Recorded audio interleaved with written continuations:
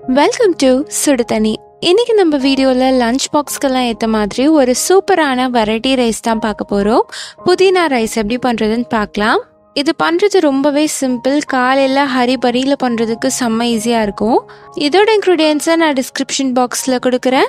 இப்போ வாங்க சேர்ந்து சமைக்கலாம். ஃபர்ஸ்ட் இதுக்கு ஒரு மிக்சியில் ஒரு கையளவு புதினா இலை சேர்த்துக்கலாம். இதோட ஒரு துண்டு இஞ்சி, 2 பச்சை மிளகாய், 4-5 பல் பூண்டு, 1/2 டீஸ்பூன் உப்பு சேர்த்துட்டு இதை நல்லா அரைச்சிக்கோங்க. கொஞ்சமாக தண்ணி தெளித்து நல்லா பேஸ்ட்டாக அரைச்சிக்கலாம். இப்போ இது ரெடியாக இருக்குது, இது இருக்கட்டும்.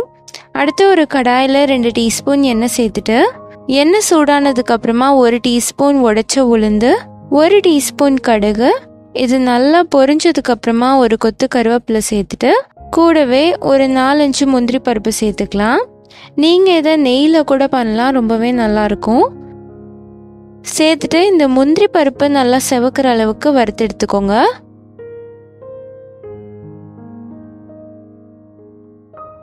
இப்போ பார்த்தீங்கன்னா முந்திரி பருப்பு நல்லா செவந்து வந்துருச்சு. இந்த மாதிரி வந்ததுக்கு அப்புறமா நம்ம அரைச்சி வச்சிருக்க பேஸ்ட் இதில் சேர்த்துடலாம். சேர்த்துட்டு நல்லா மிக்ஸ் பண்ணி விட்டுருங்க. நம்ம இது எல்லாமே பச்சையாக சேர்த்து அரைச்சிருக்கனால பச்சை வாசனை அப்படியே இருக்கும். ஸோ இதை ஒரு 5 மினிட்ஸ் நம்ம லோ ஃப்ளேம்லேயே வச்சு நல்லா கொதிக்க விடணும்.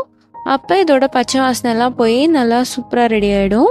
ஃபஸ்ட்டு நல்லா தண்ணியாக இருக்கும், கொஞ்ச நேரம் நீங்கள் கொதிக்க விடுங்க. அப்பப்போ மிக்ஸ் பண்ணிக்கலாம். இப்போ பார்த்தீங்கன்னா நல்லா திக்காயிடுச்சு.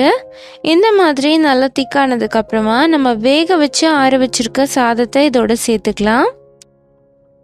கொஞ்சம் கொஞ்சமாக சேர்த்துட்டு நல்லா பெரட்டி விட்டுருங்க. ஃபஸ்ட்டு எடுத்தோடனே நிறைய சாதம் சேர்த்திங்கன்னா அளவு தெரியாமல் கொஞ்சம் ஜாஸ்தியாக போகிறதுக்கும் வாய்ப்பு இருக்குது. அப்போ டேஸ்ட்டு கொஞ்சம் சப்புன்னு ஆகிடும். ஸோ அந்த மாதிரி பண்ணாமல் கொஞ்சம் கொஞ்சமாக சாதம் சேர்த்து நல்லா கிளறி விட்டுக்கோங்க. தேவைப்பட்டுச்சுன்னா இன்னும் கொஞ்சம் சாதம் சேர்த்துக்கலாம்.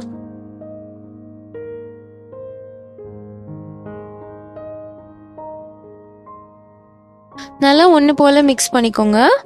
இதில் 1 டீஸ்பூன் நெய் கூட சேர்த்துட்டு பெரட்டி விட்டிங்கன்னா நல்லா வாசமாக இருக்கும். அவ்வளோதான், நம்மளோட புதினா ரைஸ் இப்போ சூப்பராக ரெடி ஆகிடுச்சு.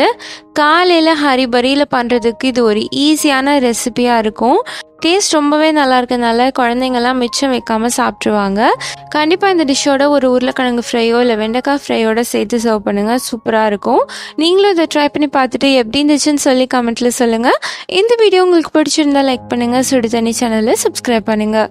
தேங்க்யூ.